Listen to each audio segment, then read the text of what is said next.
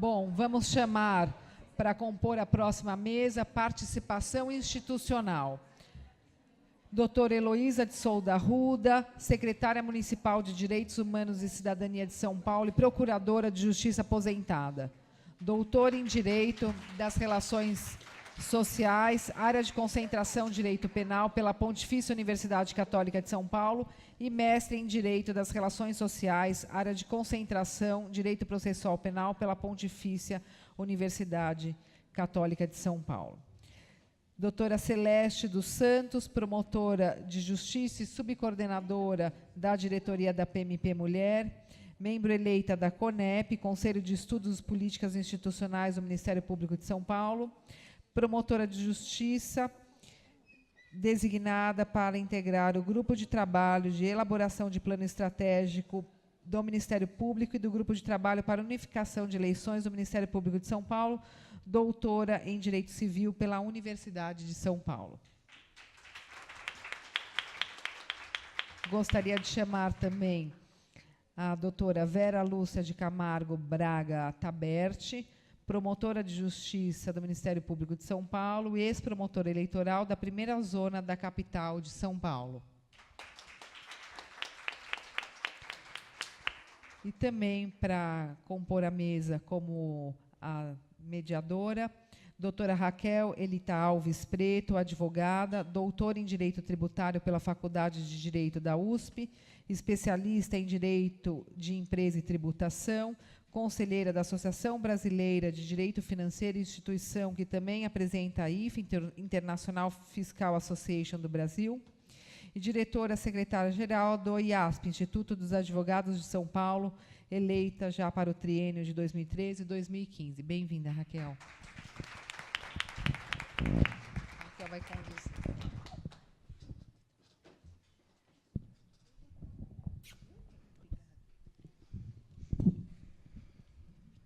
Antes que a mesa se instale, eu gostaria de quebrar um pouco o protocolo e chamar para compor a mesa a nossa querida integrante do órgão especial, doutora Maria Cristina Viegas, e a nossa desembargadora aqui presente, Mônica Serrano. Obrigada.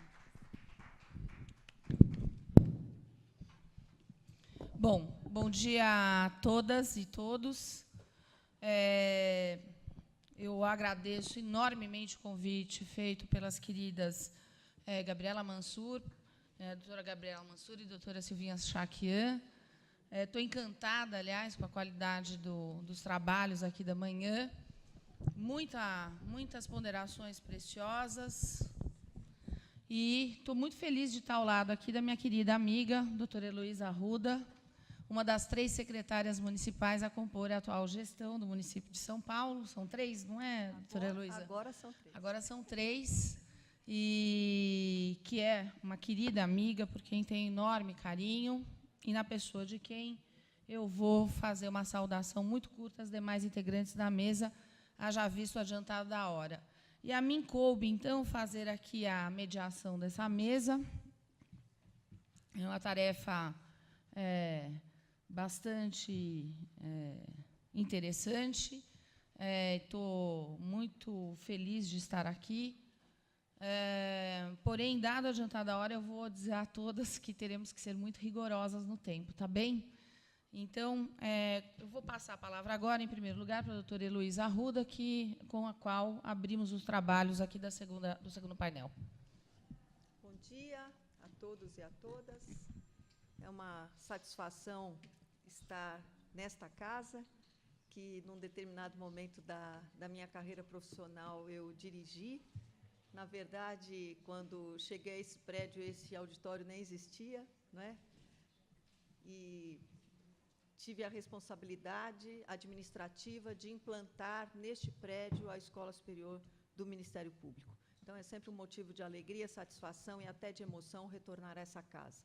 Gostaria de saudar com muito entusiasmo e alegria o professor Dr. Antônio Carlos da Ponte, meu amigo, meu colega da Pontifícia Universidade Católica de São Paulo, agradecer o convite que me foi formulado e parabenizá-lo, sobretudo, doutor da Ponte, pela magnífica condução que tem feito da Escola Superior do Ministério Público, não é? A escola está revitalizada, atuante, expandindo seus horizontes para fora da cidade de São Paulo, né, para onde ela tem de chegar, aquele promotor que está na pequena comarca do interior e que, por vezes, não tem acesso ao conhecimento que esta escola divulga. Então, parabéns ao senhor e à sua equipe pela magnífica gestão. Gostaria de cumprimentar todos os assessores da escola, na pessoa da doutora Silvia Chaquian. Gostaria de cumprimentar as integrantes desta mesa, agradecer o convite telefônico que me foi feito pela minha querida amiga Gabi Mansur, que participou da minha campanha para a Procuradora-Geral de Justiça, as minhas colegas aqui presentes, e cumprimentar a amicíssima Raquel, na esperança de que nós possamos construir muitas coisas juntas na Secretaria Municipal de Direitos Humanos. E faremos, e faremos. E faremos, né? Vai ficar para a história. Né? Então, na verdade, cumprimentar a todas, eu não vejo nenhum rosto aqui que eu não conheça, muitas são colegas, outras são amigas mesmo, né, de trajetória. O que foi nos incumbido falar foi sobre participação institucional, e aqui para falar um pouco sobre trajetória profissional, principais obstáculos, vivência institucional, críticas ou sugestões sobre o atual papel da mulher no Ministério Público. A minha fala não será extensa, será curta, até por causa do adiantado da hora. Eu tenho, depois deste compromisso, a posse do Conselho do Idoso na Secretaria Municipal de Direitos Humanos, então vou falar muito rapidamente.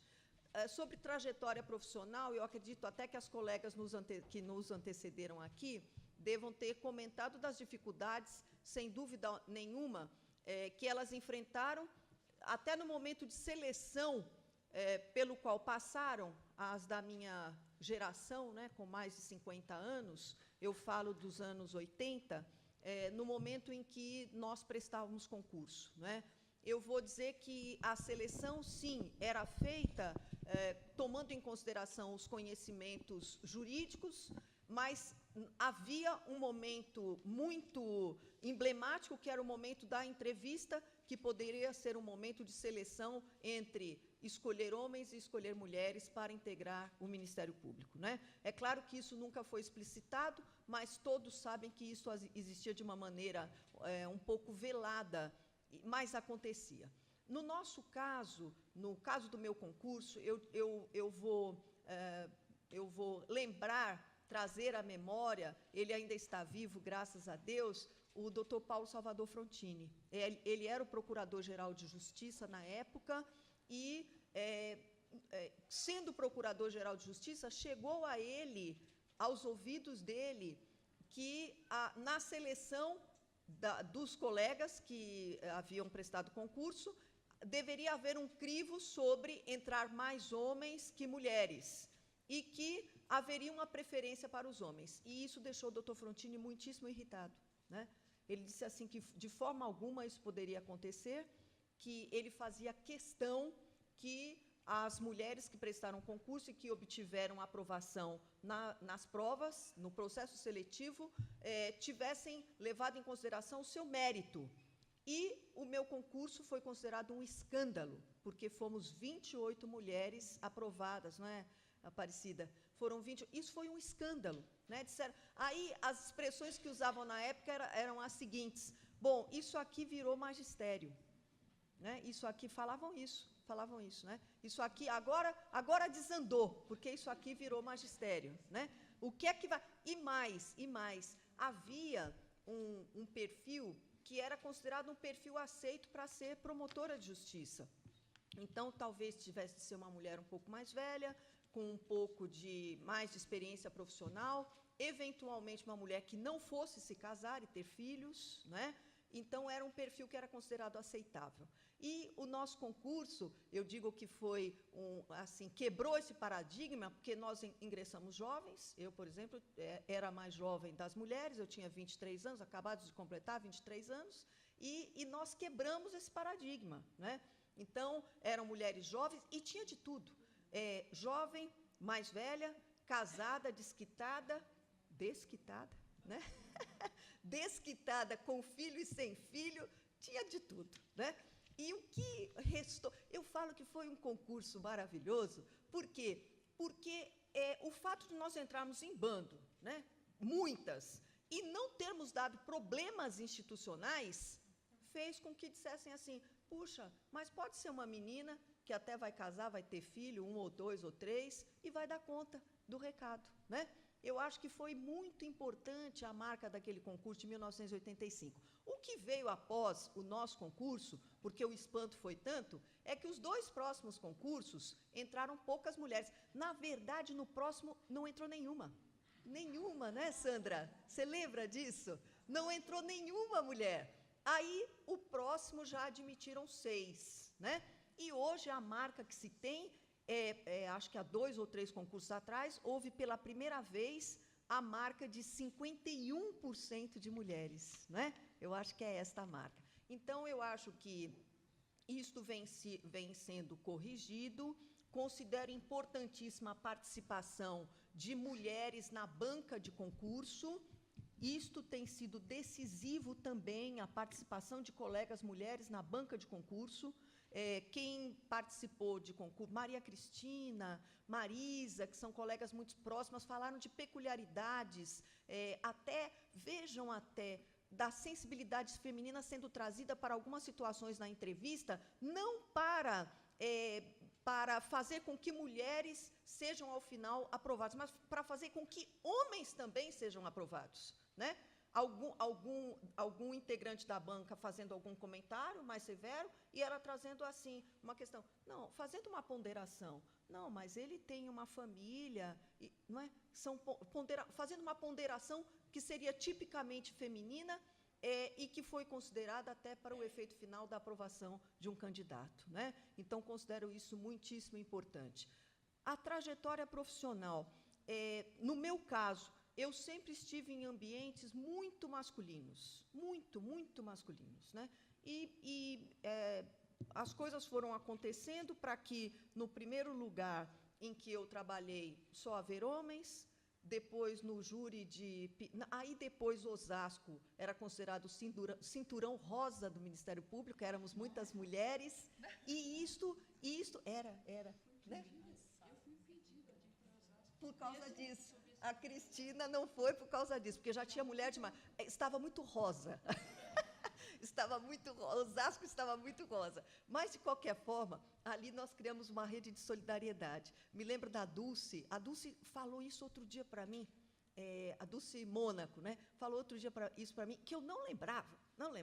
Ela tinha as crianças pequenas e ela dizia assim, ela me contou isso, eu não lembrava, que ela chegava no meio da tarde e dizia assim, Heloísa, eu tenho que correr para levar a Marina no pediatra. Você segura para mim? E eu dizia, claro que seguro para você, né? Seguro, claro. Eu não lembrava disso, porque isso é uma coisa natural, era uma coisa muito natural, assim, da solidariedade que existia entre as colegas de Osasco.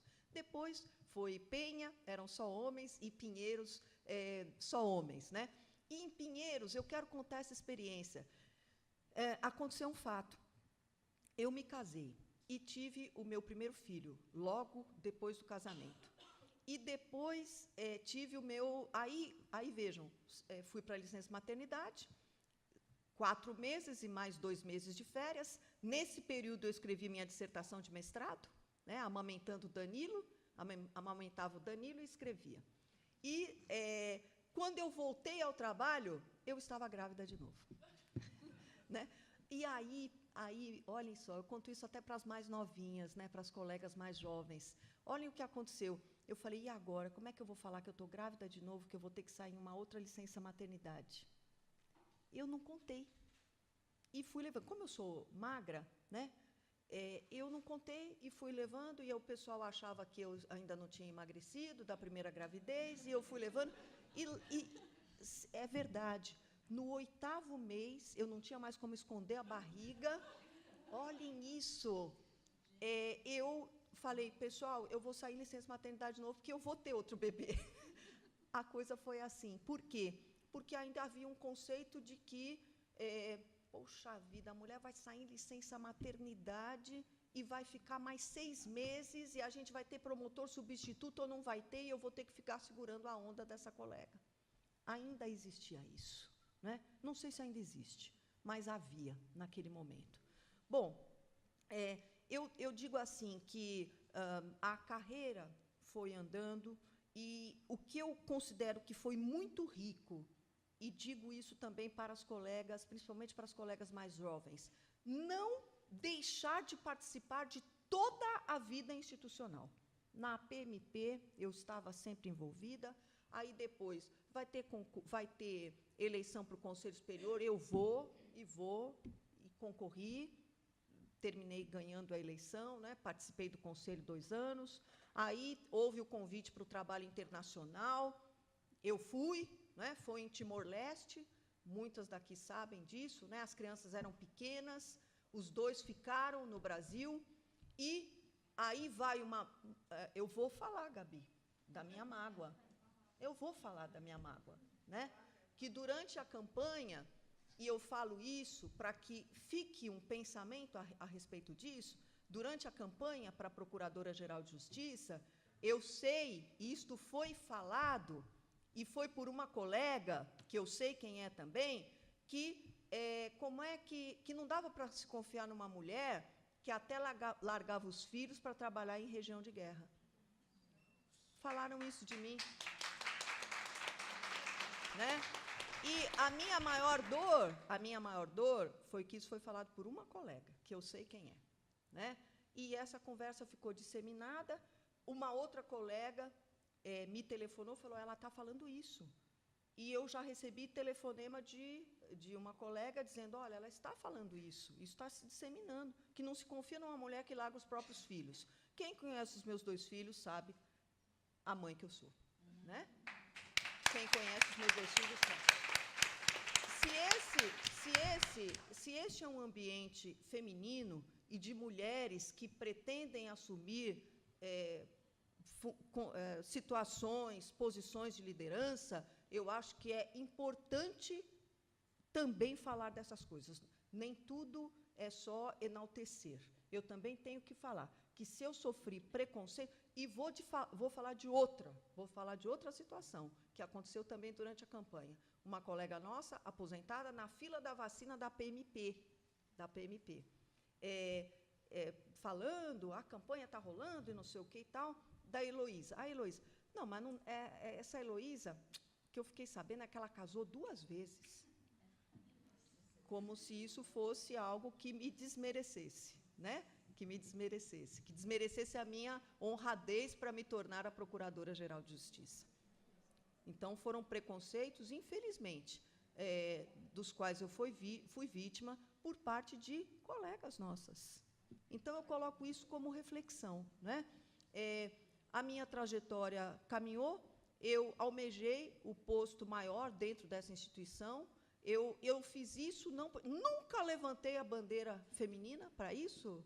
Viu, Gislene? Gislene é a coordenadora de políticas para mulheres, lá da Secretaria de Direitos Humanos. Nunca falei, eu quero ser PGJ porque eu quero ser a primeira mulher. Nunca! Andei o estado inteiro, fiz mais de 145 reuniões e nunca mencionei isso. Né? Eu queria ser reconhecida pela trajetória profissional, que é a de muitas ou de todas que estão aqui. É de trabalho, é de conciliar afazeres, é de mostrar o seu trabalho, a qualidade do seu trabalho. Era isso que eu buscava. Eu nunca, em nenhuma das reuniões, falei, eu acho que eu deveria ser procuradora-geral para ser a primeira mulher. Ocasionalmente eu seria a primeira mulher. Como fui a primeira mulher em muitas outras situações da minha vida. O que aconteceu de eu ser a primeira mulher? Né? Eu fui a primeira diretora da escola aqui. Então, quantas foram as situações em que eu fui a primeira mulher? Né? Era uma coisa eventual, nunca usei isso como bandeira. Né? Acho, sim, que fico muito feliz que haja esse tipo de conversa para falar das conquistas, mas também para falar do que falta ser conquistado. Há uma colega nossa, que é a Ana Trota, que também participou da minha campanha, né? Foram 5 colegas, 5, Gabi Mansur, Ana Trota, Isabela Ripoli, Elaine Taborda e a Karina Camei, que participaram da minha campanha. Foram 5 colegas. né? Elas estão aqui, que de algum modo estiveram comigo, caminhando comigo pelo Estado em alguns momentos. E a Ana fala numa coisa que é sororidade, né? que é de irmandade, que é algo que ainda precisa ser construído, é um conceito que já existe, mas que precisa ser reforçado, né? Quanto mais em instituições tão masculinas como as nossas, por vezes impregnadas por alta dose de machismo, né? Então, se não houver esta irmandade em torno de alguns projetos, nós ficaremos sempre em espaços de reivindicação e não de concretização, né? É claro que a carreira foi longa. Aqui no Ministério Público, ela se encerrou com a minha aposentadoria. Eu não dou mais pareceres, mas eu digo assim, promotora de justiça, eu continuo sendo, né? Onde quer que eu esteja, lutando pela sociedade, lutando pelas políticas sociais, secretária da Justiça há 4 anos, com o governador Alckmin, convidada agora pelo prefeito João Dória. Só vou falar mais 2 coisinhas. Eu não conheci o governador Alckmin. Eu apertei as mãos do governador Alckmin no dia em que ele me nomeou secretária da Justiça do Estado de São Paulo. Assim, muito prazer, governador. Eu não conheci o governador. Então, todo mundo sabe que eu não tenho atuação política partidária. E eu não conheci o prefeito João Dória. Fui eleitora dele, sim, é verdade, mas eu não participei de nenhuma intervenção de campanha do prefeito. Então, é assim, muito prazer, prefeito, eu sou Heloísa Arruda. Como é que eu me tornei secretária da Justiça e secretária de Direitos Humanos? Reconhecimento pelo trabalho. Foi reconhecimento pelo trabalho. Foi ver que há uma promotora de justiça que encara desafios, que tem a capacidade de fazer gestão, é o que dizem, não é? E que pode produzir bons resultados dentro da sua área de atuação. É uma capacidade que todas vocês têm. Todas têm. Eu vejo cada uma de vocês aqui e diz assim, podia estar no meu lugar. Claro que sim, né?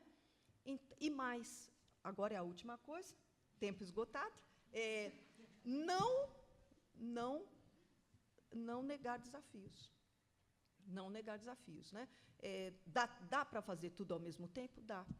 Dá para fazer tudo ao mesmo tempo, né? Para as novas, não tenham medo de que vai dar errado, que eu vejo, às vezes, nos grupos das mulheres do Ministério Público, as novas, né? Ai, meu Deus, está com febre. A criança tem febre. Tem. O que vai fazer? Né? A gente vai tocando tudo ao mesmo tempo, tá? E as coisas vão dar certo, né? O modelo, o exemplo é aquela mulher que sai para trabalhar, aquela mulher honrada, aquela mulher que trabalha com entusiasmo, com alegria, não é? E que às vezes chora muito, né? E que a filha dá assim o ombro, né? Não chora não, mãe, né? Por que está com essa cara tão triste, né? Aceitar esse ombro dos filhos também é uma coisa maravilhosa. Eu acho que fiz uma manifestação muito mais emocional do que técnica, né? Mas agradeço assim, o convite, muito, do fundo do coração, da oportunidade de ter vindo aqui, abrir um pouco o meu coração. As políticas para as mulheres na Secretaria de Direitos Humanos vão de vento em popa, né? Eu convido a todas a se unirem. Se tiverem qualquer... Assim, Heloísa, eu tenho um projeto que eu queria que fosse implementado lá. Traga, que a gente vai botar em prática, tá? Eu preciso disso, nós precisamos disso, né? Então, o que precisar, o que tiver de projeto, de iniciativa, eu quero fazer isso em tal lugar e tal, levem para lá, que a gente concretiza. Nós estamos lá para isso, né? Eu agradeço a oportunidade de falar e fico à disposição. Muito obrigada.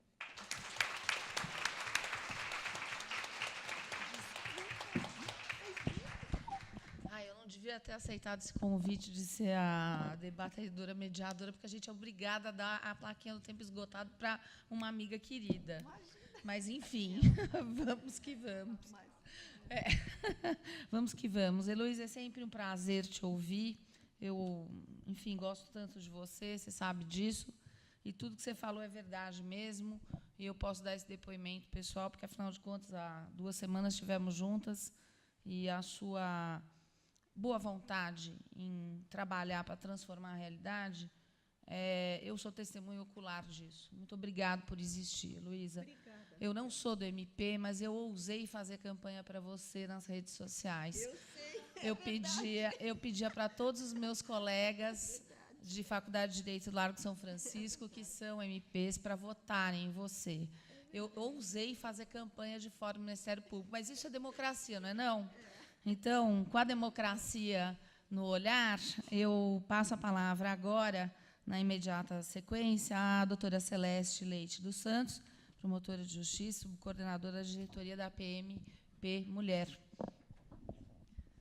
Bom dia a todos. Já digo que parece que tenho pouco a falar depois de ouvir nossas guerreiras, seja a doutora Valderez, a quem tenho especial amizade, já que o meu primeiro júri, inclusive, ela que me treinou, era um feminicídio, foi na comarca de Novo Horizonte, o colega até delicadamente falou, não, seu primeiro júri, você mulher não precisa fazer. Eu falei assim, não se preocupe, eu dou conta e irei fazê-lo. Também por todas as procuradoras que me antecederam. Gostaria de agradecer a das colegas que compõem a mesa, a doutora Cristina Viegas, secretária da Procuradoria de Justiça Civil, a doutora Heloísa Arruda, que acompanho desde que iniciei na carreira jurídica, uma vez que também sou puquiana, fui aluna dela quando estava grávida do 2º filho, e posso dar o meu testemunho que ela não descurou em nada de suas obrigações como professora, deu conta de tudo como sempre fez, e não é à toa que é uma das nossas maiores exponentes na área jurídica. Perdeu o MP, ganhou a sociedade. Obrigada. A minha colega Vera e a desembargadora Mônica Serrano, aqui presente. Gostaria também, só por fim, será impossível nomear a todos, mas apenas gostaria de agradecer a Daniela Elias, a Evelyn Moraes, a doutora Márcia, a advogada Alice Bianchini, a nossa presidente do MPD, Laila, as minhas colegas de diretoria, a Silvia, por essa oportunidade, em especial ao doutor Antônio Carlos da Ponte, que, infelizmente, não fui sua aluna, mas acompanho sempre que posso as suas palestras, os seus ensinamentos, e sempre foi brilhante em todos os postos que ocupou. E ocupou, aqui presente, está como representante masculino. Inclusive, na PUC...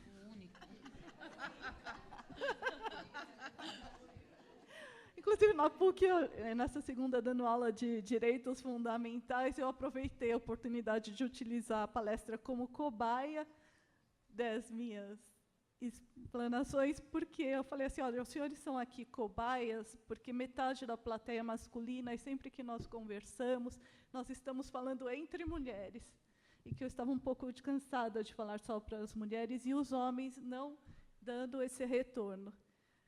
Qual será a forma de abordagem que nós estamos fazendo de errada? Porque durante a aula eles foram extremamente participativos, convidativos, nem um pouco agressivos, e me parece que justamente, até em razão das pesquisas que eu fiz, junto à diretoria da PMP Mulher, com as minhas colegas, Gabi Mansur, Fabiana e Fabiola, que, na verdade, precisamos, como diz a questão da sororidade, de união feminina mesmo.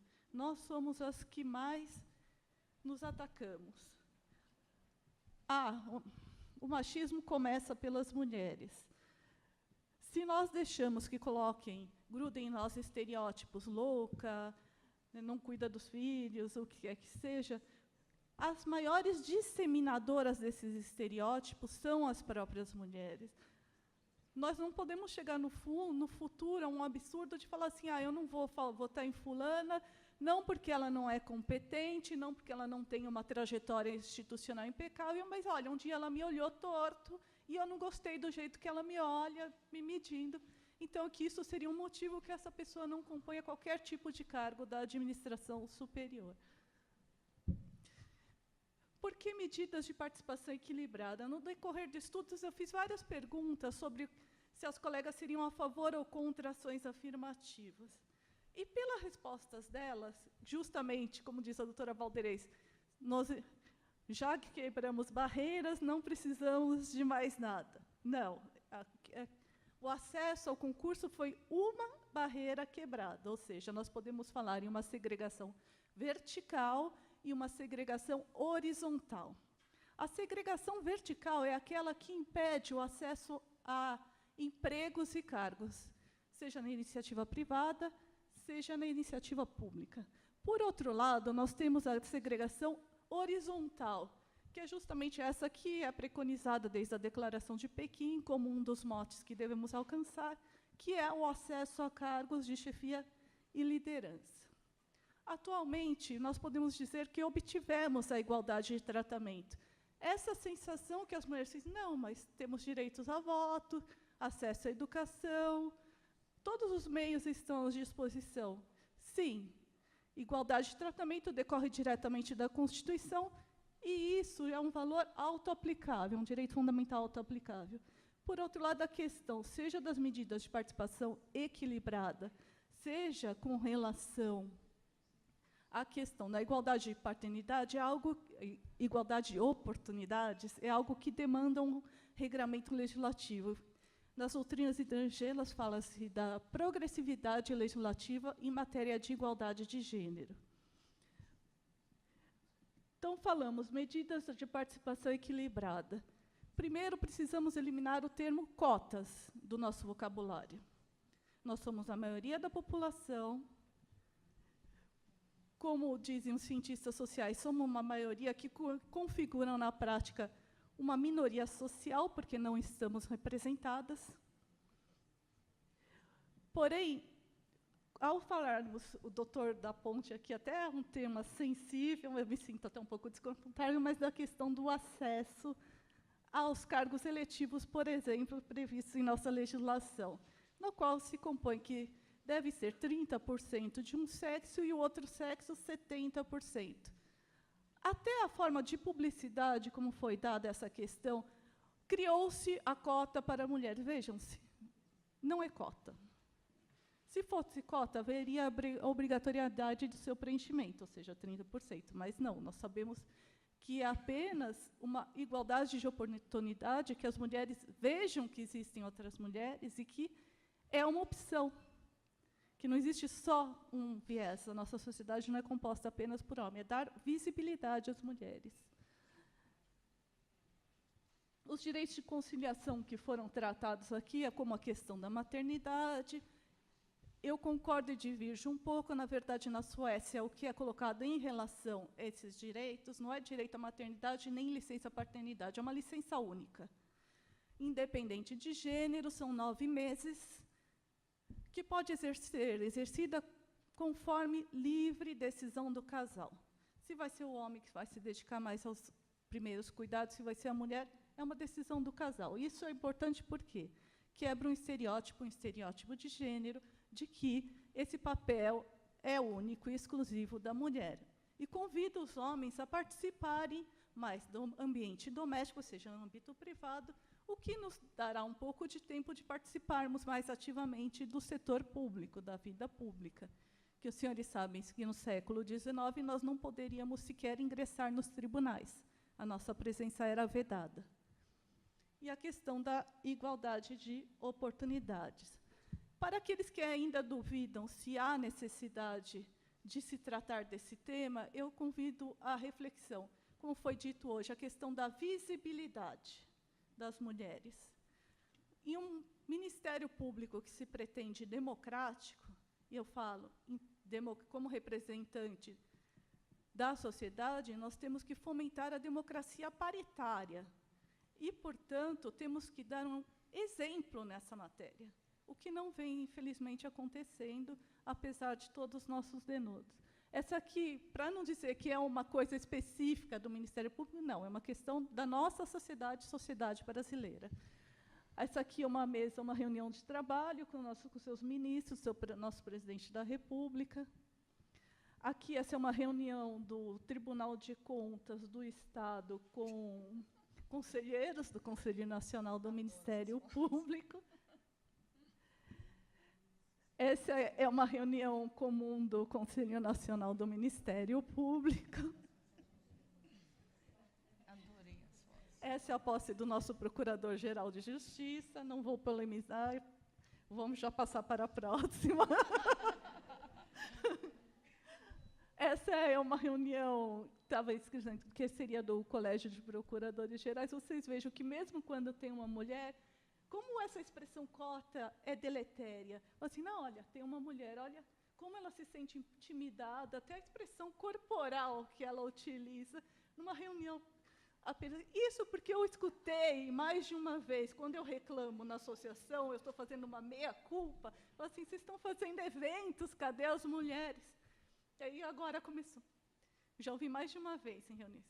Não, precisa pôr uma mulher, porque senão vão reclamar que não tem mulher. Então, você coloca 20 homens, mas tem uma mulher, assim, ninguém pode reclamar de nada. Da mesma forma, a nossa banca examinadora para concurso. Eu posso continuar o depoimento que foi dado, porque o meu foi o primeiro concurso que passaram mais mulheres do que homens. E na banca nós tivemos 2 examinadoras brilhantes, a doutora Selma Negrão, a doutora Regina Krauter Pamplona, e os outros examinadores, como o doutor Petroluzzi, que também é o marido da doutora Valderez, então já deve estar bem a par da questão da equidade de gênero. Foi ótimo.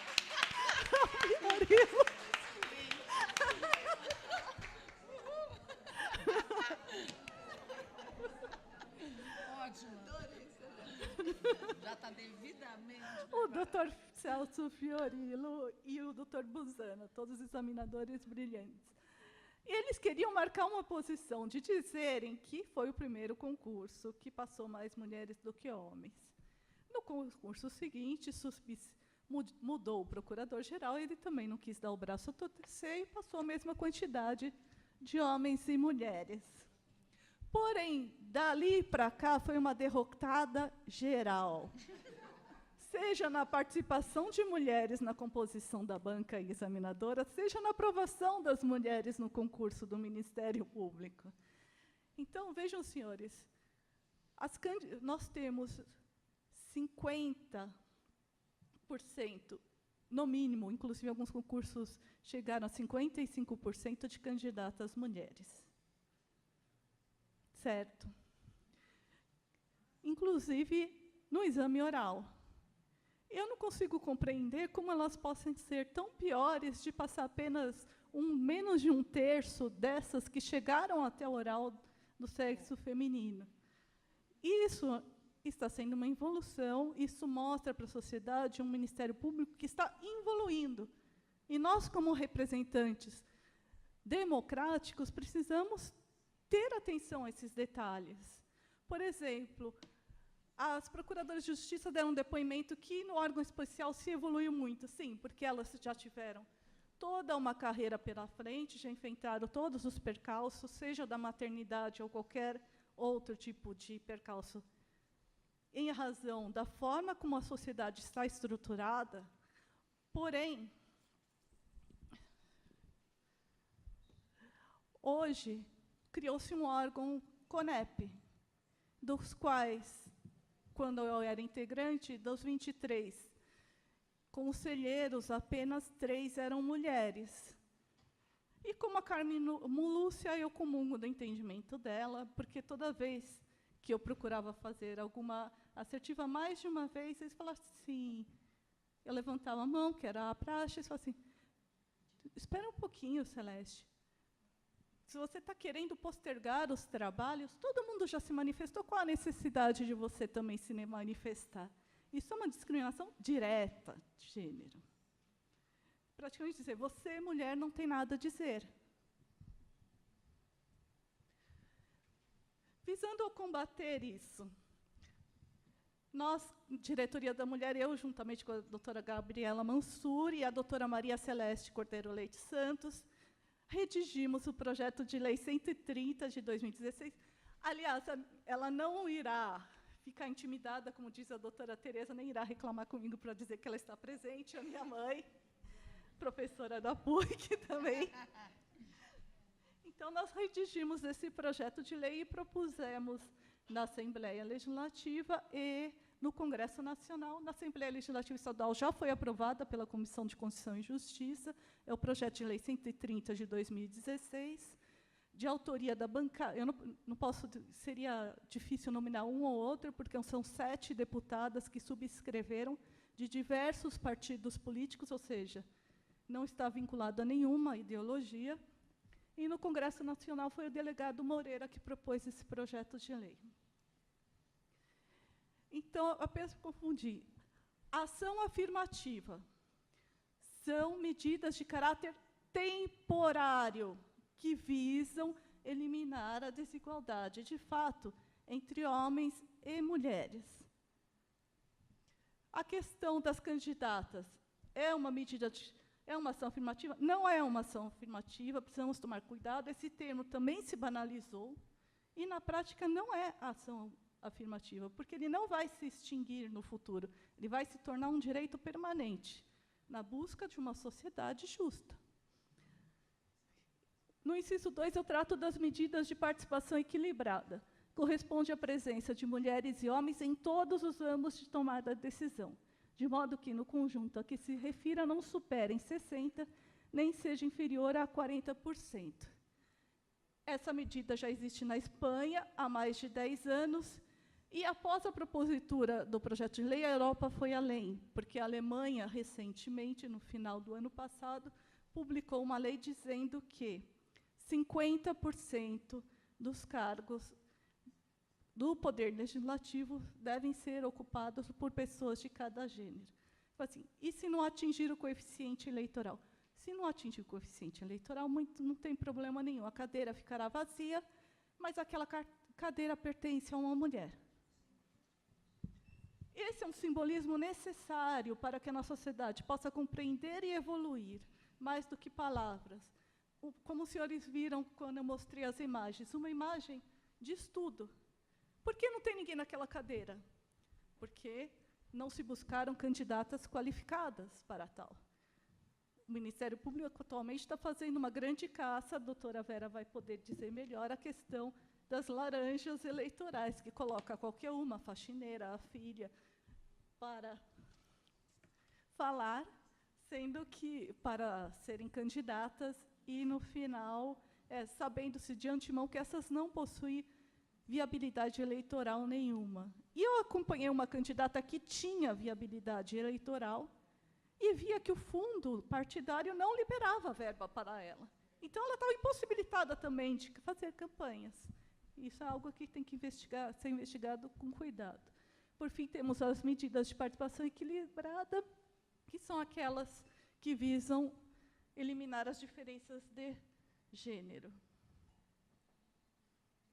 Lei dos direitos de conciliação, então, só para terminar, licença única pelo nascimento de filho, o homework, que já foi implementado para os servidores no Poder Judiciário e Legislativo, do uso racional do tempo das cidades.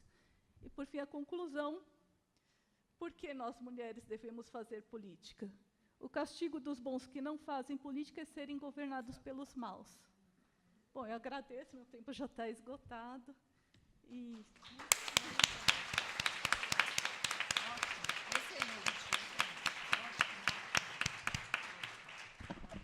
Parabéns, excelente manifestação. Aliás, qual das manifestações não foi excelente na manhã de hoje, né? Mas muito importantes e valiosas as colocações feitas pela doutora Celeste. Passo agora, na imediata subsequência, a palavra para a doutora Vera Lúcia de Camargo Braga Taberti, promotora de justiça.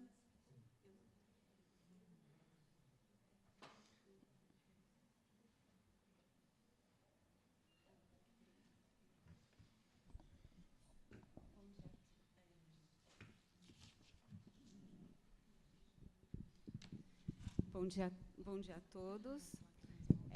Quero agradecer o convite que me foi feito e agradecer a todos que estão aqui presentes, compartilhando essa manhã conosco o nosso trabalho e cumprimentar todas as autoridades aqui presentes, na presença do Dr. Antônio Carlos da Ponte, nosso digníssimo diretor da Escola Superior do Ministério Público, e cumprimentar o doutor Alexandre. Obrigado por estar aqui.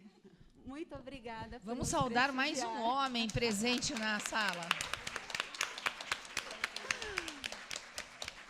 Queria cumprimentar a doutora Celeste, a doutora Heloísa, pelas brilhantes explanações, e dizer à doutora Raquel que é um prazer conhecê-la. Muito tenho ouvido a respeito do excelente trabalho que a senhora vem exercendo em prol dos direitos das mulheres. Muito obrigada, estamos todas juntas. E alguns juntos, Exatamente. a quem homenageamos calorosamente. Da próxima vez, tragam 2 coleguinhas consigo. Bom, para quem não me conhece, sou promotora de Justiça de Falências da capital e atuei na primeira zona eleitoral nas eleições municipais de 2016. Deixa eu só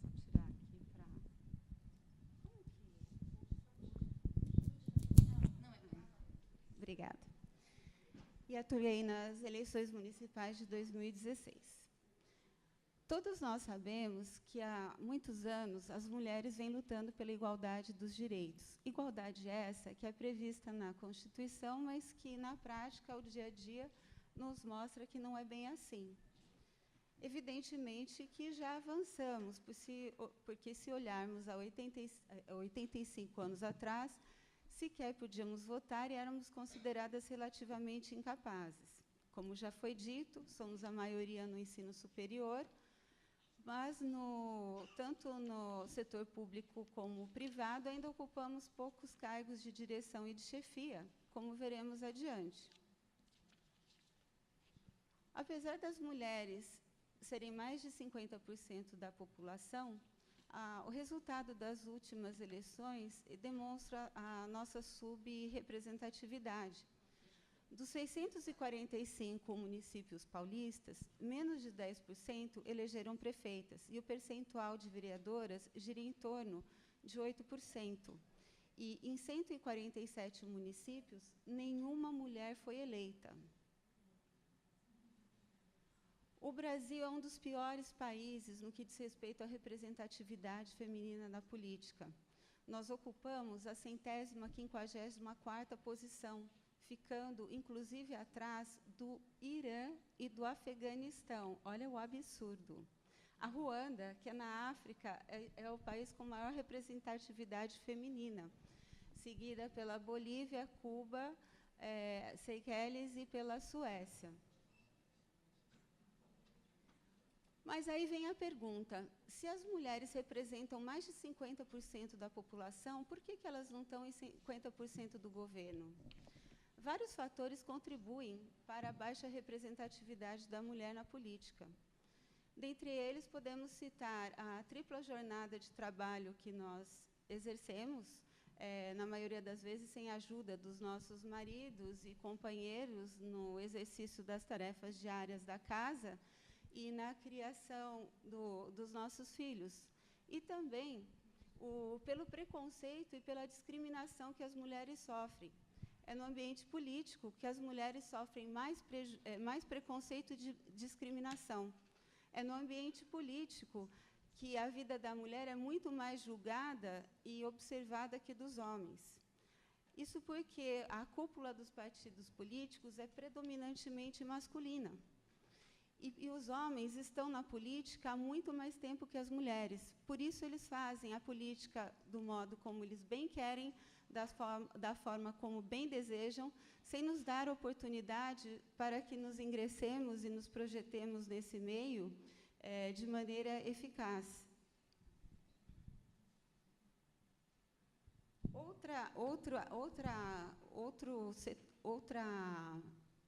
Outro fator que não deveria, mas que prejudicou em muito as mulheres, é a própria política do percentual, não vou falar em cotas, senão vou de gênero, porque o que acontece, no que seria a instituição da política de gêneros?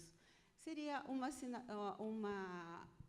o legislador eleitoral criou essa medida afirmativa, tentando diminuir a desigualdade existente entre homens e mulheres no ambiente político, tentando fazer com que aumente a representatividade das mulheres na política. Pelo percentual de gêneros, 30% das candidaturas nas eleições legislativas para deputados, senadores e vereadores, necessariamente teriam que ser preenchidas por mulheres. E por que isso não funcionou? Porque os partidos políticos eles fraudam esse percentual de gêneros nas eleições. Eu pude constatar isso durante as eleições municipais, quando entrevistei cerca de aproximadamente 250 mulheres. Os partidos políticos, para preencherem o percentual de gêneros, eles lançam candidaturas de qualquer tipo, mas qualquer tipo mesmo. Imaginem vocês que uma candidata me contou que ela entrou num diretório municipal para tomar um copo d'água e saiu de lá candidata a vereadora. Chegamos a esse absurdo. A filha de uma candidata compareceu na promotoria desesperada, porque um certo partido lançou a candidatura de sua mãe, que tinha sérios problemas mentais. Mulheres que faziam faxinas nos diretórios municipais também tiveram as suas candidaturas lançadas. E por que isso acontece? Porque, como veio essa política de percentual de cotas de gêneros, os partidos políticos eles não têm o menor trabalho em buscar pessoas que realmente querem e desejam e têm o dom para serem bons políticos. Então, eles se limitam simplesmente a pegar a primeira pessoa que aparece na frente, lançam a candidatura, têm deferido o DRAP do partido e concorrem às eleições. E nem se diga que as mulheres não têm interesse em participar na política, porque nessas entrevistas eu identifiquei várias líderes comunitárias que desenvolvem trabalhos maravilhosos, que se preocupam com a comunidade e que seriam ótimas vereadoras e, por que não, prefeitas. Acontece que elas são aliciadas pelos partidos políticos tão somente para serem cabos eleitorais dos prefeitos, porque a única coisa que elas receberam dos partidos políticos é só santinhos com a fotografia delas vinculadas à dos prefeitos. Então, todos aqueles votos que elas conseguiram para elas são dos prefeitos, de cada partido correspondente a elas. E pode parecer, embora elas não tenham tido uma votação expressiva, a soma de todos esses votos, nessas mesmas condições, elas influenciam positivamente no resultado para o candidato a prefeito. Então, e é uma judiação, porque essas mulheres elas sequer receberam alguma verba de alimentação, de transporte, elas fizeram campanha de sol a sol, de porta em porta, e nem o dinheiro do fundo partidário foi liberado para a campanha delas. Então, assim, os partidos políticos eles vão, sim, atrás das mulheres que teriam condição, mas tiram delas qualquer tipo de chance para que elas obtenham êxito para chegar ao cargo de vereadora e mesmo de prefeita. O Ministério Público ele se manteve muito atento nessas eleições municipais. No estado inteiro, foram instaurados 149 procedimentos preparatórios eleitorais, foram propostas 45 ações de investigação judicial eleitoral e 13 ações de impugnação de mandato eletivo. Da minha parte, eu ingressei com 5 ações de investigação judicial eleitoral e com 2 ações de impugnação de mandato eletivo. Mas tem uma boa novidade. É com muito orgulho que comunico a vocês que o Ministério Público teve a primeira vitória na comarca de Santa Rosa do Viterbo. 2 vereadores e outros suplentes, eles tiveram o seu mandato cassado, justamente porque foi reconhecida o lançamento de candidaturas de mulheres laranjas, que são aquelas que apenas emprestam um nome ao partido político, sem a menor pretensão de concorrerem às eleições, que também ocorreu bastante nessas eleições municipais, e em virtude do recurso interposto pela colega. Eu fiquei muito orgulhosa com isso, porque essa luta partiu da primeira zona eleitoral, juntamente com um trabalho da Procuradoria-Geral de Justiça, através da assessoria eleitoral, na época, a doutora Ana Laura, que, juntamente com a primeira zona, conseguiu sensibilizar os colegas e as colegas da importância desse tema. Então, desde já, peço atenção a todos que atuarem no eleitoral, porque esse tipo de conduta tira qualquer chance de aumento da representatividade feminina da mulher na política, que é muito importante.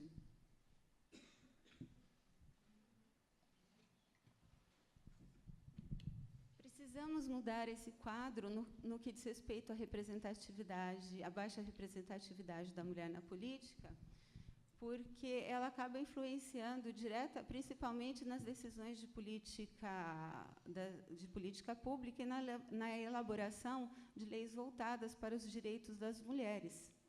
Numa casa composta pela maioria do Poder Legislativo, acaba se dando pouca atenção às pautas que têm a ver com os direitos das mulheres.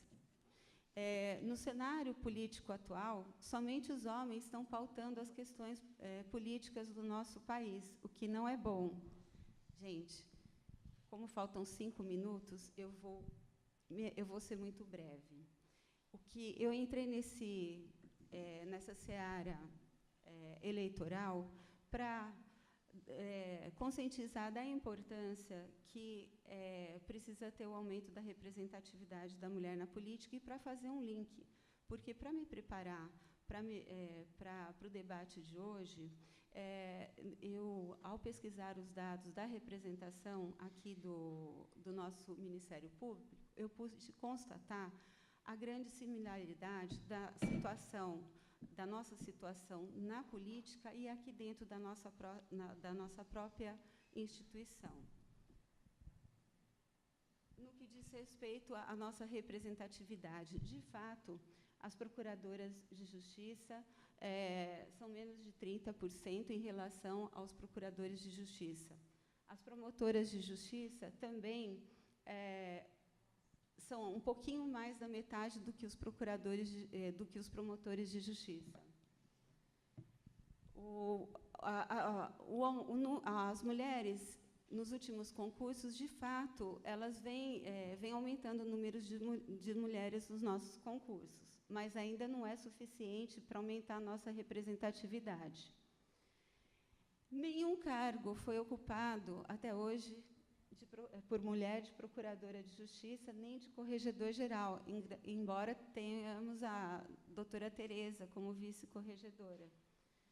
A nossa participação no órgão especial e no conselho é ínfima, como pudemos verificar. Outro dado que me chamou muita atenção é que somente 2 mulheres exerceram a função de diretora-geral do Ministério Público, a doutora Evelise e a doutora Dalva. E apenas 3 mulheres exerceram a chefia de gabinete, a doutora Tilene, a doutora Dora e a doutora Vânia. Apenas uma mulher, até hoje, foi subprocuradora-geral de Justiça, que é a doutora Vânia. Na nossa assessoria atual do Procurador-Geral de Justiça, também há desigualdade de gênero. E vou passar à conclusão, que a nossa representatividade... a gente não discute o impacto que a vida profissional causa na carreira privada da mulher, tendo em vista a dificuldade da conciliação entre o papel familiar e o papel profissional, o que pode levar aquele modelo de que a persistência do modelo familiar, de que cabe às mulheres todas as responsabilidades domésticas, e que, dessa forma, a mulher só poderia investir na sua carreira em virtude de vários fatores pessoais, tais como a gravidez e o estado civil. Mas, nossa, por causa da corrida, acabei me perdendo. Vou achar aqui. Mas, entretanto, quando o assunto no campo profissional diz respeito à hierarquia das carreiras em geral, apesar do processo de feminização que vem ocorrendo em virtude da modernidade, do grande número de mulheres no mercado de trabalho, as carreiras públicas e privadas ainda apresentam desigualdade de gêneros. O mesmo acontece no âmbito do Ministério Público. Na nossa instituição, apesar da quantidade de mulheres aprovadas no concurso de ingresso à carreira, tal qual na política, também há desigualdade de gêneros nos órgãos de cúpula do poder. Há ainda o paradoxo da invisibilidade em relação das mulheres, que nada mais é do que uma discriminação silenciosa. As mulheres estão presentes, mas não são vistas na nossa instituição. No MP, nós não temos uma representação proporcional à masculina. Precisamos, assim como na política, mudar esse quadro e aumentar a representatividade das mulheres, principalmente nos órgãos de chefia e de direção da administração superior, na medida em que a participação igualitária de gêneros só trará benefícios, tendo em vista que, quando homens e mulheres se reúnem para tratarem e decidirem assuntos institucionais, os resultados se maximizam, se aperfeiçoam. É necessário que o Ministério Público aumente a sua democratização interna, de modo que as mulheres participem efetivamente dos debates e decisões da cúpula do Ministério Público. A questão é sensível e exige nossa reflexão, de modo que o nosso encontro, que visa exatamente discutir a nossa participação institucional, mostra-se bastante oportuno para que novas ideias sejam postas em prática. Parece-me que pensar na efetivação de nossa representatividade é pensar numa correção histórica, é servir de exemplo para que outras instituições com o mesmo problema busquem soluções semelhantes.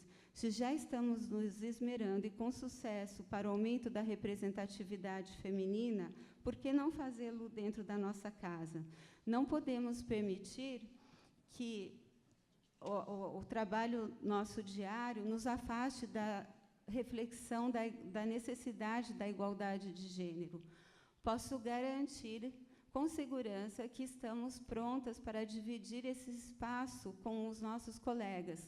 Nós somos competentes, nós somos atuantes, nós somos sérias, nós somos responsáveis, destemidas e dedicadas. Pois bem, a minha intenção aqui hoje é estender o nosso olhar para a importância desse assunto, e essa exposição é um passo nessa longa jornada onde homens e mulheres devem andar lado a lado. Muito obrigada.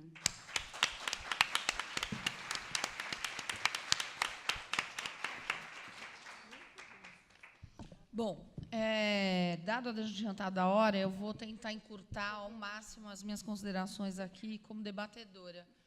Eu não sei se eu vou até pedir o seguinte: eu vou fazer algumas considerações e vou mostrar algumas imagens. Eu não me deterei sobre as imagens. Eu acho que até porque as imagens falam por si. Essas imagens que vocês vão ver são fruto de uma pesquisa de pós-doutorado que eu estou fazendo. E eu saí levemente da área do Departamento de Direito Econômico Financeiro da Universidade de São Paulo para, de repente, dar uma paradinha nesse trabalho de pós-doc no Departamento de Direito do Estado. Não, é outra.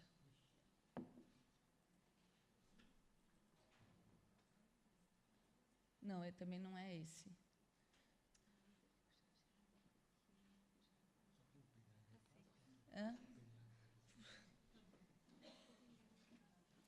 Nossa.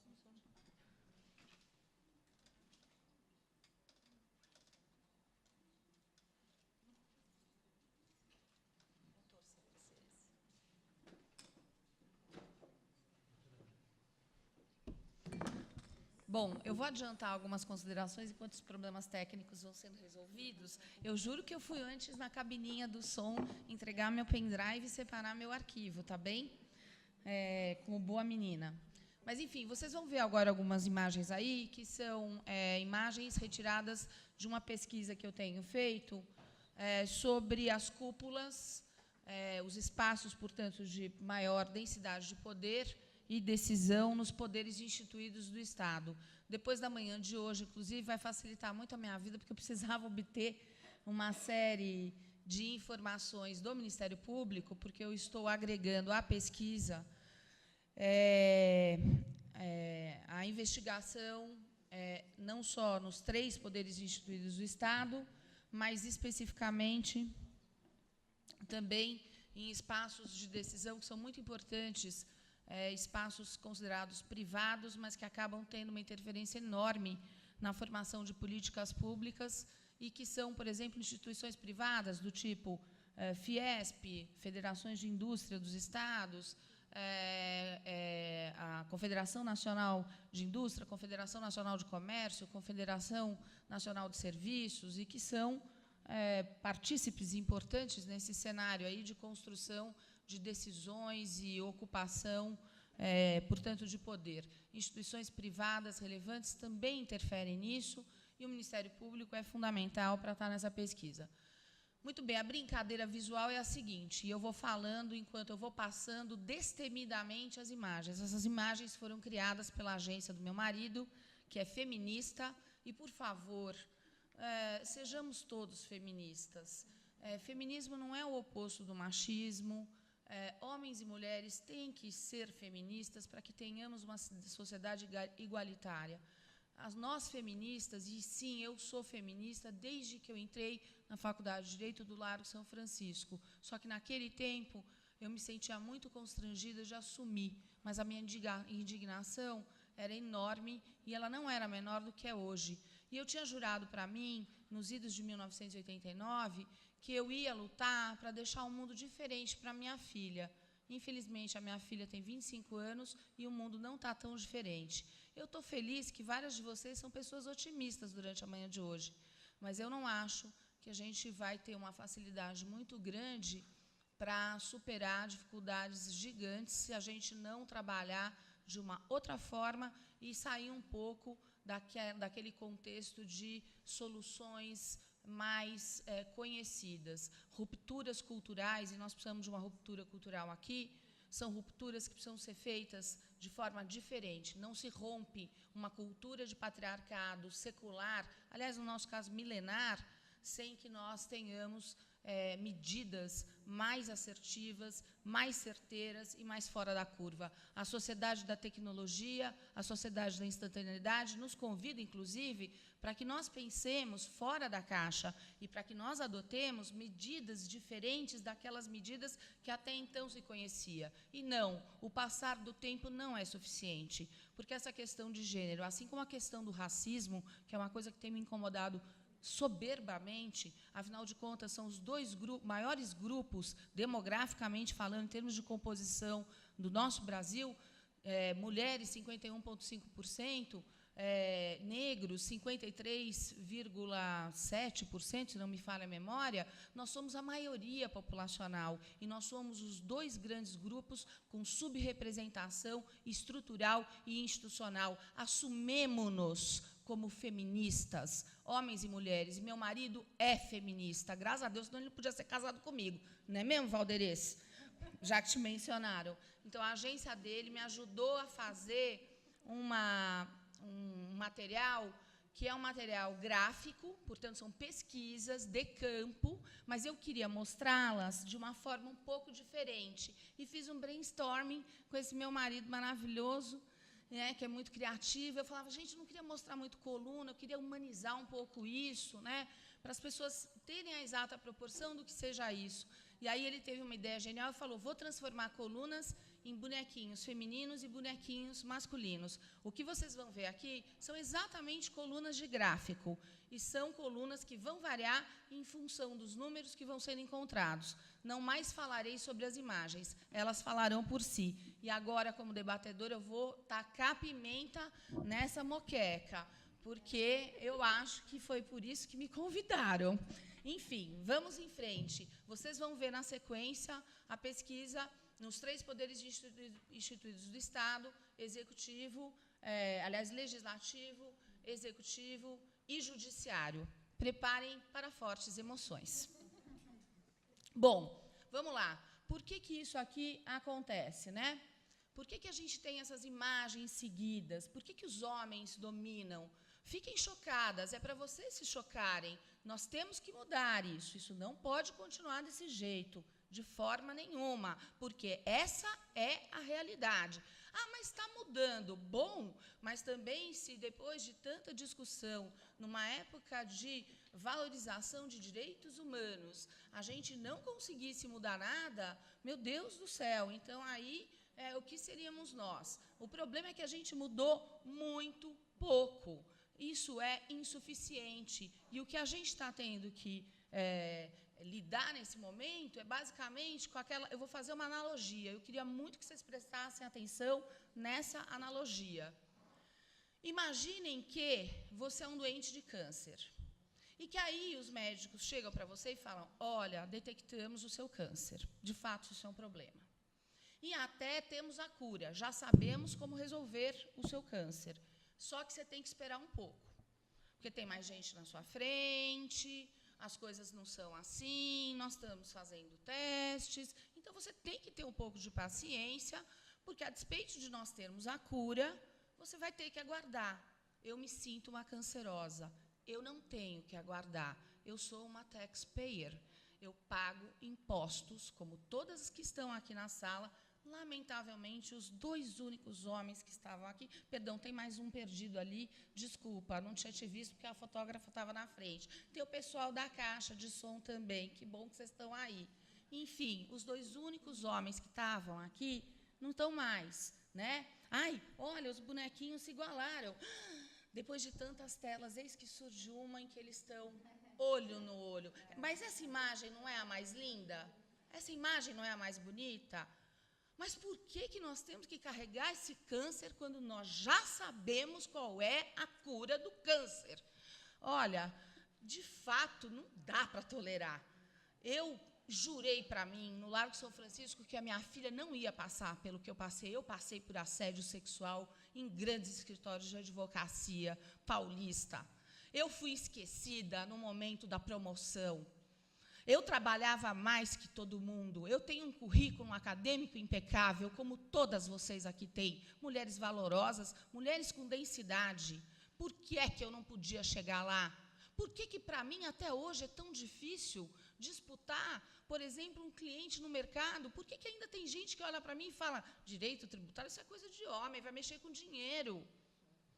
Porque o preconceito inconsciente, que é um traço cultural absolutamente marcante em nossa sociedade, está presente dentro de todos nós, inclusive das mulheres. Porque os papais e as mamães que criaram filhinhos e filhinhas, os criaram errado, assim como continuam criando errado. Não me espanta que durante sua campanha política, Heloísa, você tenha encontrado resistência de mulheres, porque esse viés, inclusive, é inconsciente. As mulheres sequer são lembradas, minhas caras. Não se iludam, eu estudo muito, eu trabalhei muito, eu consegui chegar lá. Você faz parte de um percentual muito pequeno de mulheres que chegaram lá. Vocês querem continuar replicando essa dificuldade para as mulheres chegarem lá? É isso que a gente quer? Eu vi na manhã de hoje um comentário assim, puxa, eu tenho a preocupação de abrir as mesmas portas que eu consegui abrir. Ótimo, porque esse é o mínimo minimorum. Nós temos que abrir mais portas do que aquelas que nós abrimos. Sabe por quê? Porque esse é o nosso legado. Porque nós temos essa responsabilidade humana e social. Qual é o seu legado? Senhoras promotoras, qual é o seu legado? Que pena que os 2 homens foram embora. Eu queria perguntar para eles qual é o legado. E nós temos que trazer os homens para conversar, porque nós precisamos incomodar. Eu não quero ofender ninguém, mas eu não admito ser tratada de uma forma que não é a mesma forma que outro ser humano é tratado. Então, gente, sabe, existe uma dificuldade cultural enorme de ver a mulher ocupando o espaço público. Essa é a verdade. Porque a nós foi reservado o espaço do privado, culturalmente falando. Então, quando nós chegamos ao espaço público, qualquer que seja ele, o espaço político, fundamental suas considerações. Doutora, eu queria te agradecer, porque essa luta para que as candidatas não sejam laranja, ela é fundamental, senão a gente não vai conseguir reverter isso. E sim, faz diferença ter mulher lá na cúpula do executivo, lá na cúpula do legislativo, lá na cúpula do judiciário, na cúpula do Ministério Público, porque a cúpula decide sobre o que se gastará energia, com que dinheiro faremos A ou faremos B. E quando a mulher não está lá, nós não damos opinião. E a visão da mulher é ótima, inclusive sobre finanças, portanto, não me venha o senhor presidente da República a dizer que a mulher dá uma importante contribuição para o país porque ela cuida do supermercado. Eu não quero cuidar do supermercado, detesto o supermercado e estou farta de ser a base da pirâmide, eu quero ser faraó.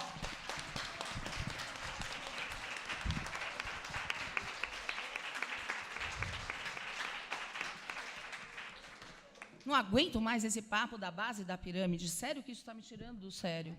E não sou eu, se não for eu que serei faraó, que sejam vocês que estão sentadas aí, que seja a minha filha, que seja a Heloísa, que está lá nos representando, fazendo um trabalho belíssimo. Meu tempo acabou e eu as deixo com um beijo e o meu abraço caloroso.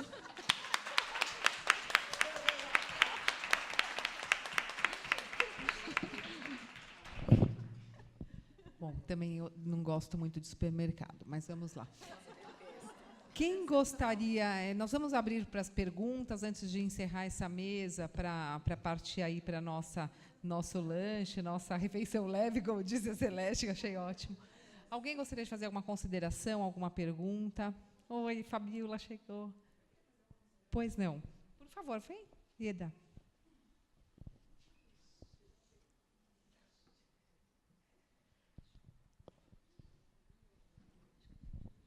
Na verdade, é bem rapidinho, é um pouquinho do que a doutora Valderice falou, combinado com os números da Vera e com essa, que não foi nem uma palestra, né, foi né, da Raquel. Né? É o seguinte, a gente percebe uma evolução no número de mulheres no Ministério Público, eu estou falando muito institucionalmente agora. E isso é muito bom, embora tenha parado um pouco, mas evidentemente que houve um crescimento. Mas hoje os números mostram na Procuradoria 22% de procuradoras, enquanto que na classe, como promotoras, nós estamos falando de 50%. É isso? Mais ou menos. Um pouquinho menos de 50%.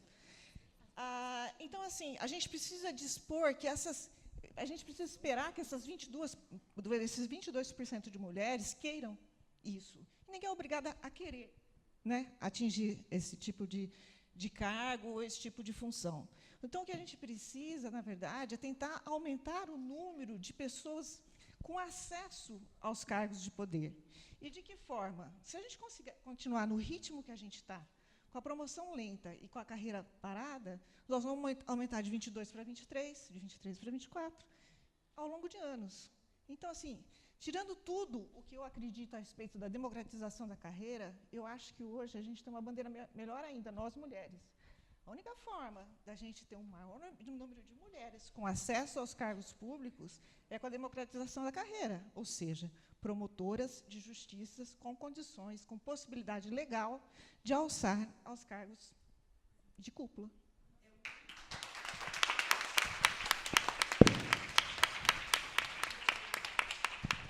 Eu queria só lembrar um número que eu esqueci de falar.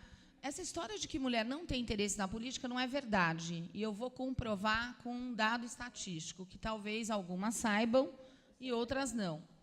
Gente, se a mulher não tivesse interesse no espaço público, nesse momento, no Brasil, nós não teríamos 44% dos filiados a partidos políticos mulheres. 44% de todos os filiados aos partidos políticos são mulheres. Então, não é verdade que a gente não tem interesse. O problema é que não há apoio. Chegar lá não tem fundo partidário distribuído igualitariamente. As executivas estaduais e nacionais dos partidos são todas masculinas. As candidaturas femininas que são apoiadas são por exceção, sabe? Aquelas pessoas que têm uma garantia maior de voto. Então, não há uma democratização real de acesso. De novo, somos usurpadoras do espaço público.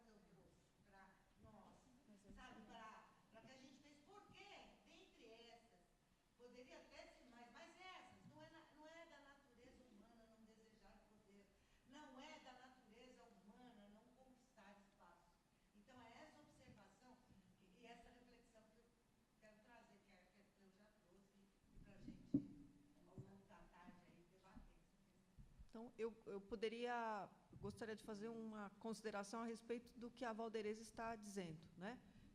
Eu acho que, dentro das procuradoras, eu fui a primeira a concorrer, né? A cargo majoritário para a Procuradoria Geral. Geral, exatamente. Para a associação, exatamente. Para a Procuradora-Geral, fui a primeira a concorrer. Acho que as colegas levam em consideração as dificuldades da campanha, correr o Estado inteiro, não é? É uma campanha muito cansativa. Acho que levam em consideração a possibilidade de uma derrota, que não é fácil assimilar, não é? Levam em consideração as situações reais que eu suportei, que é a exposição desmedida da imagem, ataques que você não espera, que passam do limite da cordialidade, né?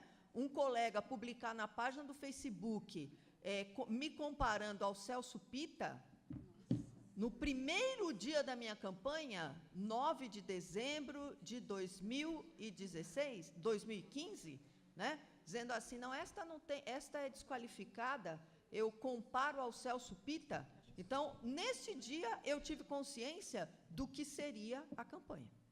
Eu falei, vou levar muito soco no estômago. E levei, do começo, meio e fim. Se existe um machismo velado no Ministério Público, naquele momento ele se escancarou. Então, acho que as colegas talvez não se coloquem para essas campanhas exatamente diante de fatos reais, de fatos que são reais, das que já concorreram, não é? Tenham a relatar, e talvez seja isso. A Cristina passou por essa situação também, né? Candidata passou por essa situação. Então, eu acho que isto é o que termina desencorajando.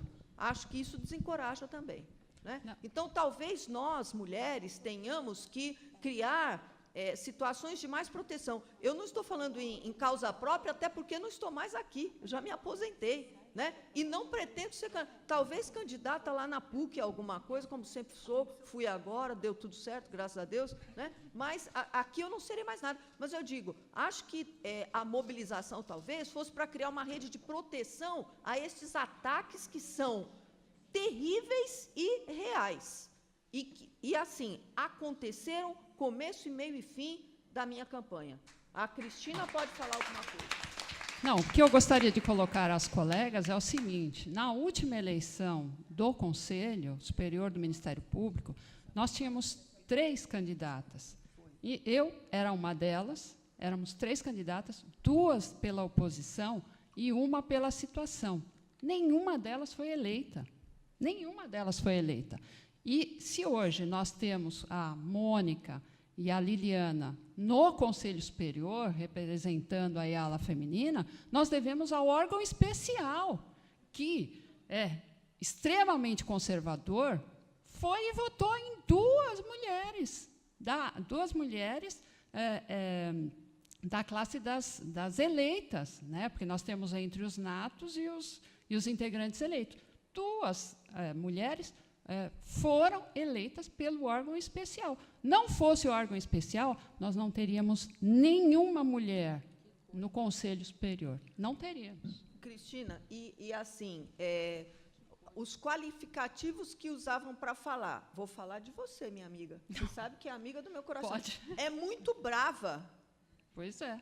Ah, não vou votar nela, não, porque é muito brava. Isso, para mim, é qualidade, e não defeito. Né? Pois é. Eu vou falar de coisa que eu escutei. Né? Ah, não, ela é muito brava. Pois é, né? Então, a mulher não pode nem ser brava. Apenas assim, para organizar, a Sandra pediu a palavra. Depois...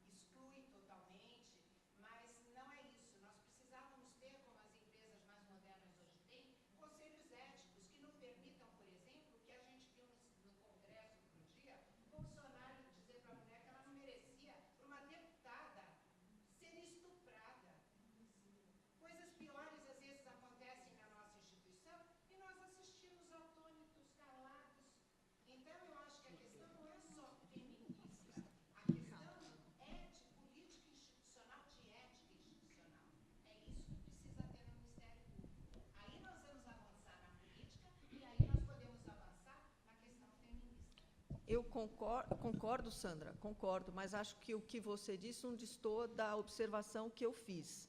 Acho que, em nenhuma campanha, a agressão atingiu o nível que se atingiu na campanha na qual eu concorri. Né? Aí partiu porque ninguém Então, pois é, isso é... Mas ninguém, Valderez, falaria de um homem que... Ninguém falaria de um homem que ele abandonou os filhos para ir para o Timor-Leste, né? Não falaria. Perdoe-me, e também não falaria que dormiria com o inimigo. Pelo contrário. Falaria assim, ó como ele é legalzão, dorme até com a inimiga. Falariam isso. Então, assim... A gente precisa tomar cuidado. Ninguém que fez essas observações tratou de um projeto de gestão. Não. A agressão aconteceu de forma explicitada. Aliás, eu digo assim, gratuita. Se fosse para aplicar dentro da eleição o Código Eleitoral, eu acho que nós teríamos... Muitos crimes foram cometidos durante a campanha da qual eu participei. Eu vou falar da qual eu participei porque... né? Mas eu concordo com você, Sandra, só que eu acho que foi desmedido o ataque à mulher, à figura feminina. Lamentável. Gente, eu precisaria sair. ser sincera. Eu acho que tem alguém que quer fazer uma pergunta. Só que assim, gente, tem que vir aqui, porque o pessoal que está online não está ouvindo. Eu só, enquanto vocês chegam, só queria falar uma coisa para a doutora Valderez. Tudo isso da mulher, das 65 mulheres, será que nenhuma tem vontade de se candidatar? Eu acredito que não é a falta de vontade, é esse medo da exposição, esse medo de ser estigmatizada, porque criando uma associação, uma diretoria da mulher, numa associação de classe, a gente já sofre um preconceito. E isso se reflete, doutora Valderez, em toda a classe. As mais jovens, as substitutas, as que estão agora iniciando a carreira, que têm até 10 anos de carreira, não querem se envolver na política institucional para não ficarem taxadas de um lado ou do outro, não porque elas não querem o poder, porque elas não querem ter esse encargo e essa desmoralização como mulher, sendo que elas são extremamente competentes, combativas e promotoras de justiça como todas nós. E é isso que a gente quer promover o debate. Nós já estamos encerrando, como a Valderez e a Jaceguara se inscreveram, as duas são as últimas falas. Na próximo bloco, todas terão oportunidade. A doutora Mônica também eu não vou poder deixar de abrir a palavra, mas as 3, e daí nós encerramos, tá bom? E aí, no próximo bloco, vocês todas terão a oportunidade, porque as pessoas estão nos vendo no vídeo e tivemos um pouco de problema técnico. No fundo, é muito rapidinho, assim, né? Já vou passar a palavra, só para compartilhar. Primeiro, parabenizar pelo evento, que é muito importante a gente ter eventos dessa natureza, né? E compartilhar assim com vocês que no Tribunal de Justiça nós temos os mesmos problemas, né? Inclusive dos cargos, né, eletivos, né? E no fundo é muito rápido, assim, esse machismo velado, nos acua a participar. Em vários ambientes nós ficamos acuadas e realmente é muito mais difícil, né? Porque nós somos sempre testadas. Quando a mulher fala, todos prestam atenção. Deixa eu ver se ela está falando corretamente, se a palavra é adequada, enfim, né? E isso em todos os ambientes, aqui no Ministério Público, na magistratura. Há pouco, fazendo uma matéria de doutorado na área de tributário, eu me assustei no primeiro dia na entrada. Nós éramos 2 garotas entre milhares de muitos homens, né? Então, tudo para nós é mais difícil. E nós nos sentimos acuadas, claro. É só uma palavra rapidinha mesmo, só para corroborar o que todos falaram, né? E parabéns a todos. Posso responder? Olha, eu também vou ser rápida, é só para fazer uma observação sobre o que a Gabi falou e a Heloísa. É o seguinte, quando eu pergunto, por que será? Será que a mulher não quer? Eu não estou em dúvida, eu sei mais ou menos a resposta. Eu estou jogando isso para o debate. A gente sabe o que acontece com as mulheres.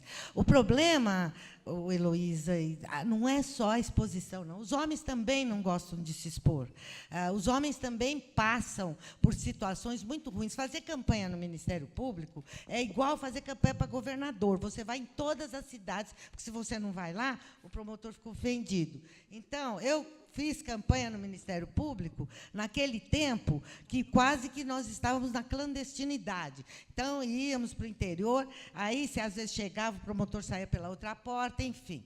A verdade é que sempre foi assim para a exposição. Claro que há uma especificidade quando diz respeito à mulher, sobre os impropérios que você ouviu. E, antes disso, lá em 94, que diziam que a colega não servia para gerir um lupanar de periferia. Esses termos usados no Ministério Público de São Paulo, uma das mais brilhantes promotoras da história do Ministério Público, a Liliana, e que, por ser casada com um juiz, era a mulher que dormia com o inimigo. De modo que eu acho que a questão é que nós precisamos criar os mecanismos para que as mulheres rompam o medo e não pense que é reeditar aquelas vicissitudes que todas nós sofremos no início da carreira.